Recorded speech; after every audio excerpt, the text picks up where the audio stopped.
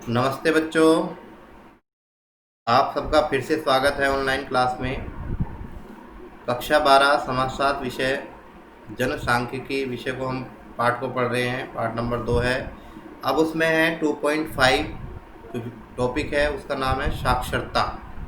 साक्षरता एक ऐसा नाम है जिससे पता लगता है कि कितने लोग पढ़े लिखे हैं, कैसी पढ़े लिखे की लोगों की स्थिति है। आज हम इस वीडियो के माध्यम से इस टॉपिक पर हम पढ़ेंगे और इसे गंभीरतापूर्वक पढ़ेंगे, समझने का प्रयास करेंगे। साक्षरता सशक्तिकरण का विशिष्ट पहलू है, एक मजबूत बनाने वाला एक बहुत बढ़िया एक साधन है, एक विशिष्ट साधन है। शिक्षित होने के लिए पहले साक्षर होना जरूरी है। अक्षर को जानना जरूरी है। अक्षर कैसे लिखा जाता है, कैसे पढ़ा जाता है, कैसे बोला जाता है, तीनों चीज़ों में पहले हमें उस भाषा को जानना है। भाषा को लिखना, बोलना और सांकेतिक कई प्रकार की भाषा हो सकती है, उसे सारी चीज़ों को समझने का नाम ही साक्षर होना जरूरी माना गया। साक्षरता के विस्तार के साथ आजीविका के विकल्पों का भी विस्तार रस होता है।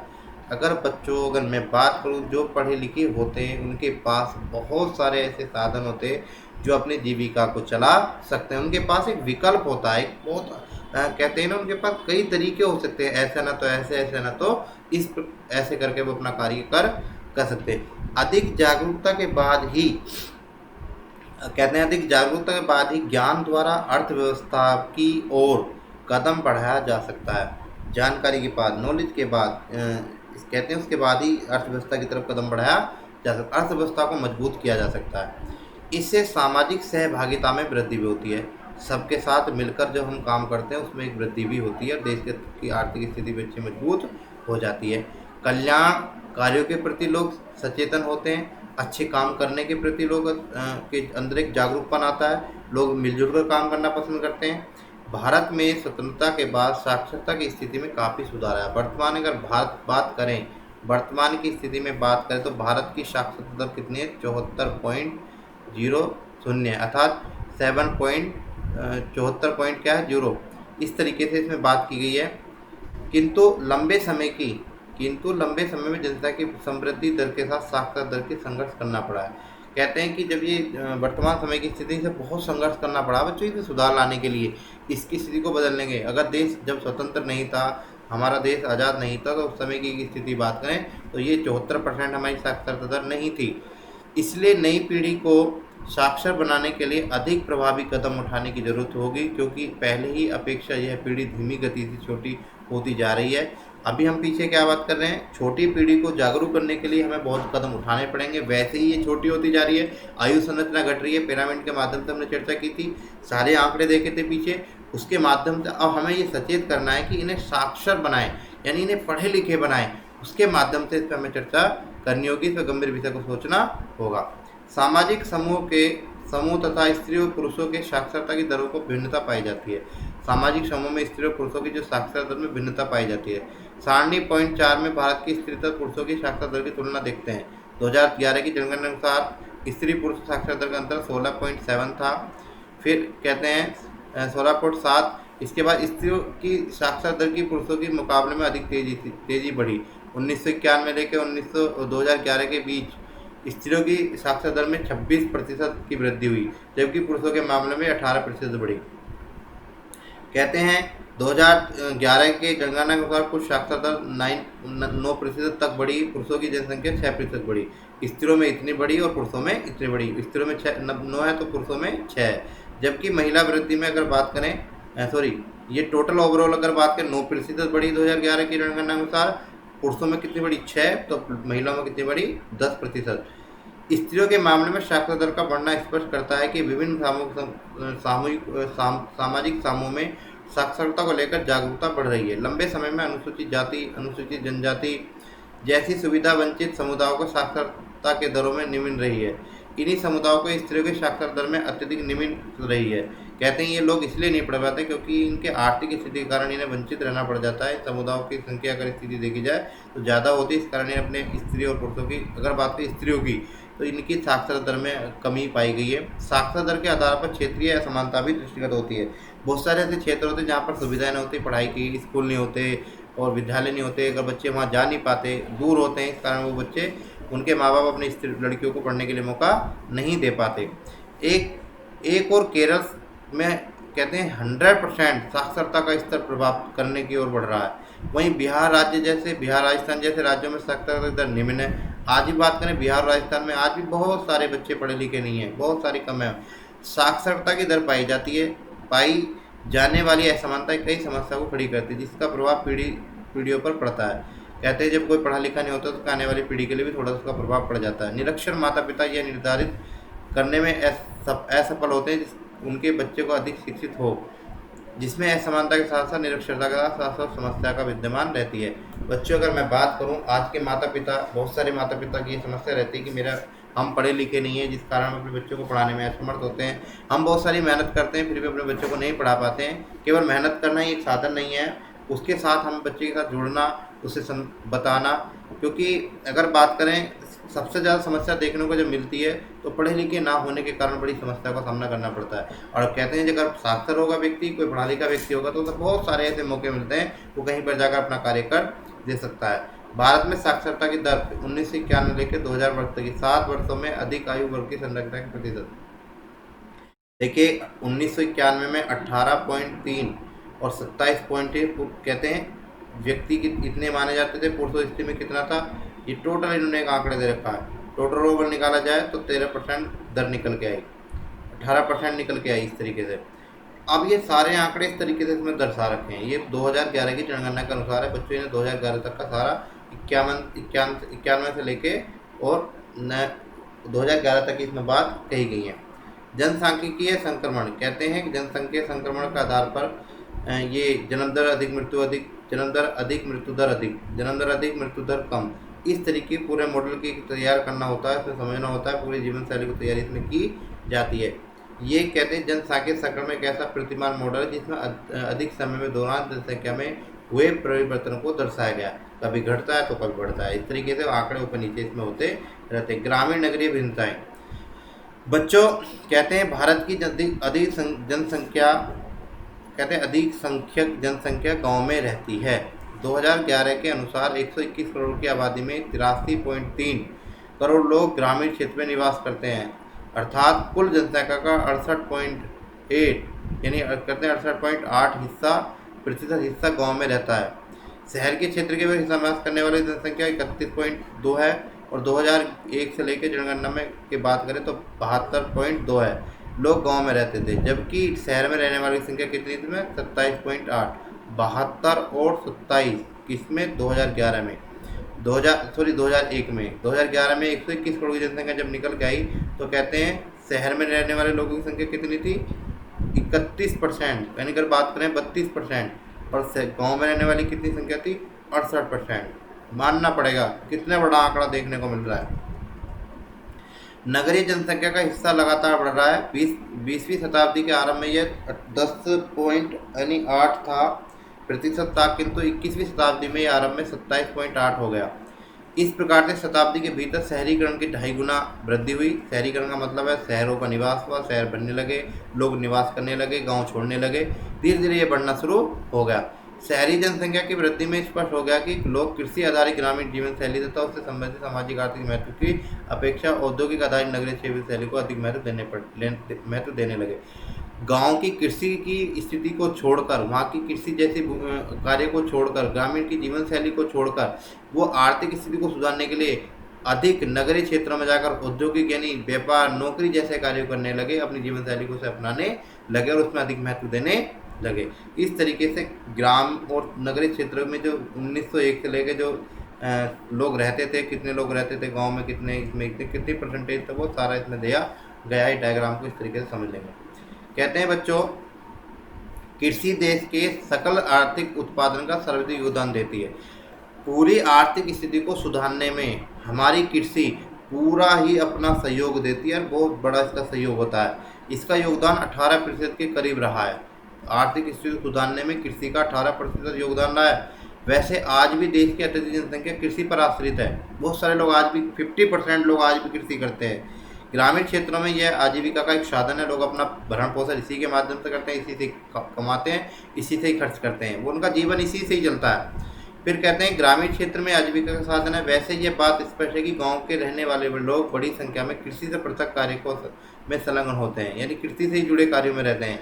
ग्रामीण क्षेत्र में परिवहन सेवा, व्यवसाय, शिल्प निर्माण इत्यादि कृषि कार्य पृथक गतिविधियों के विकास भी होता है। ग्रामीण क्षेत्रों में यदि शहर केंद्र के निकट होता है तो वहाँ बड़ी संख्या में लोग रोजाना के निकटतम नगरीय क्षेत्र में रोजगार के लिए भी जाते हैं।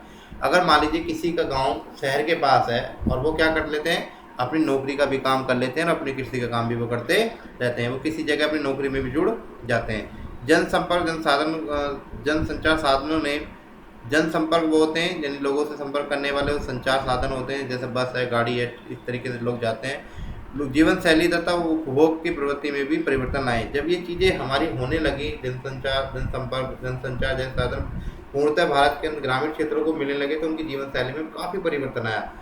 ठीक है, कहते हैं दूर दराज के गाँव में लोगों को रेडियो, जिसके माध्यम से पहले गाँव में रेडियो चलते थे, अब तो कभी कहीं कहीं देखने को मिलता है। टेलीविज़न है, टीवी जिसे हम कहते हैं, समाचार पत्र के माध्यम से नगरीय तड़क भड़क जैसे परिचित हो रहे हैं। ऐसे कहते हैं नगर के लोगों से गांव के लोग भी इनके माध्यम से जुड़ने का प्रयास कर रहे हैं। अब टीवी के माध्यम से पूरे देश की, पूरे दुनिया की जानकारी प्राप्त हो जाती है, पता लग जाता है देश के अंदर क्या हो रहा है। दूर दराज के गाँव के लोगों को रेडियो जैसी चीज़ें सुनने को मिली रही हैं। ग्रामीण तथा नगरीय क्षेत्रों में जनसंपर्क साधन संस्कृति खाई को पाटने का कार्य कर रहे हैं। ग्रामीण क्षेत्र में शहरी बाजार केंद्रों से कभी पृथक नहीं हो रहे हैं। कहते हैं सारी चीज़ें देखने को मिल रही है, कभी पृथक नहीं हो रही है। नगरीकरण के दौरान ग्रामीण जनता को अपनी ओर आकर्षित कर रहे हैं।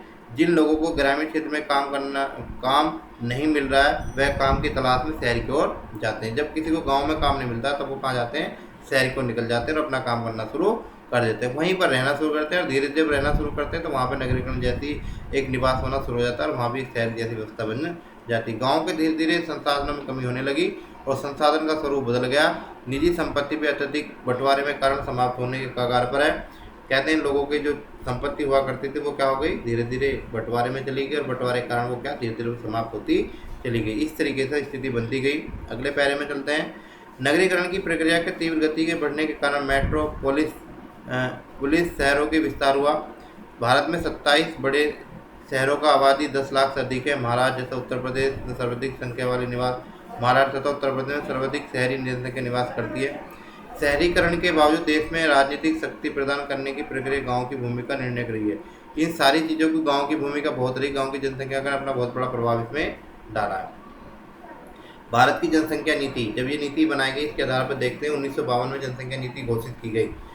एक सक्रिय तथा गतिशील विषय है, देश की समृद्धि और जन कल्याण को प्रभावित करने वाली प्रक्रिया का अंग है।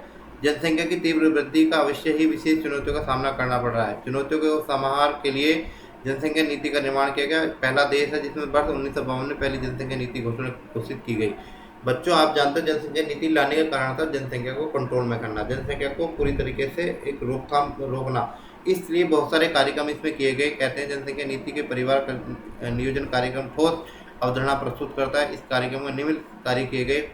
जनसंख्या वृद्धि के लिए समृद्धि की दर में स्वरूप को प्रभावित करते हुए सामाजिक दृष्टि में उसे उचित दिशा की ओर ले जाना था। जन्म नियंत्रण के विभिन्न उपायों के माध्यम से जनसंख्या समृद्धि की दर को नियंत्रण करना था। इस तरीके से सारे काम किए जा रहे थे। जन स्वास्थ्य के मानक स्तर में सुधार करना था। किसके माध्यम से? 1952 में बनाई गई जनसंख्या नीति के माध्यम से। फिर कहते हैं राष्ट्रीय आपदा 1975 से आपातकाल जब आया, 77 के दौरान परिवार नियोजन कार्यक्रम को आघात पहुंचा, यानी कहते हैं इससे में बड़ी समस्या आई। इस दौरान सामान्य संसदीय नियंत्रण तथा वैध प्रक्रिया निलंबित रही और अवैध कानून को अध्यादेश लागू करना पड़ा। कहते हैं ऐसी स्थिति में अध्यादेश लागू करना पड़ा आपातकाल के समय पर। आपातकाल कब चला? 1975 से लेकर 1977। आपातकाल के दौरान जोर जबरदस्ती के वाद्यांशकरण ऑपरेशन के लिए कार्यक्रम आरंभ किया गया। वाद्यांशकरण की ऐसी चिकित्सा पद्धति जिसमें गर्भधारण और शिशु जन्म को रोका जा सकता है। गर्भधारण और जन्म शिशु को रोका। पुरुषों के मामले में नसबंदी की प्रक्रिया चलाई गई। ये सारी चीज़ें कब चली? जब ये आपातकाल की स्थिति चल रही थी 1975 से लेकर 77 में।